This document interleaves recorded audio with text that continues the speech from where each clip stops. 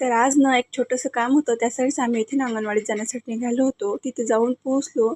त्या आशा सेविकांशी बोललो आणि त्याच्यानंतर त्यांनी सांगितलं, की एकात्मिक बालविकास केंद्रात जा, तिथे तुमचं काम होईल म्हणून. मग तिथे गेलो आम्ही. मग तिथे सुद्धा काम झालं नाही. त्यांनी सांगितलं बँकेमध्ये जा म्हणून. मग तिथून निघालो, बँकेमध्ये गेलो आणि बँकेमधून निघालो आणि घरी आलो. तर आमचं इथे काम वगैरे तर झालं होतं. त्याच्यानंतर रेवा त्यांच्या मागे लागली होती त्याच्यासोबत जायसाठी, म्हणून मग ते दोघं आपलीकडे निघून गेले. संध्याकाळच्या टायमिंगला इथे ना दीप अमावस्या होती, त्यामुळे मग दीपपूजन करून घेतलं आणि त्याच्यानंतर ना लगोलग रेवालासुद्धा औक्षण करायला घेतलं. आधी तर मी औक्षण करून घेतलं आणि त्याच्यानंतर मग हे सुद्धा घरी आले. मग ह्यांनी औक्षण केलं, आईंनीसुद्धा औक्षण केलं. हे ना दीप अमावस्येला करतात आणि मुलांना सुखी, समृद्धी, निरोगी आयुष्य लाभावं आणि दीर्घायुष्य लाभावं यासाठी ना हे दीपपूजन केलं जातं, म्हणजेच की औक्षण केलं जातं मुलांचं.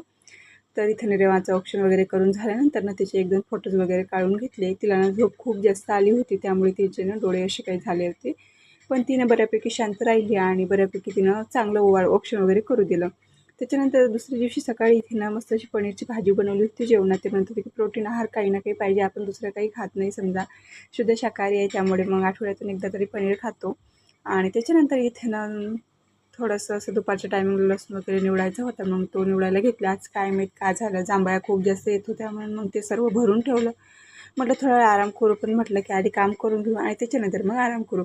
तर इथे लसूणचा पाचोळा वगैरे झाडून घेतला आणि लगोलग मला इथे ना कांदे वगैरे पण कट करायचे होते, म्हणून मग आधी तर कांदे आणून घेतले आणि लगोलग कांदेसुद्धा कट करायला घेतले. फायनली इथे ना आधी तर कांद्याच्या साली काढून घेतल्या आणि त्याच्यानंतर ना या मशीनमधून कांदे काढून घेतले. त्या चॉपरमधून लगेच कांदे निघतात, त्यामुळे एवढं काही टेन्शन नाही. आधी साली काढून घेतलं की लगोलग मस्त बारीक असा कांदा तयार होतो. मस्त असा कांदा रेडी झाला.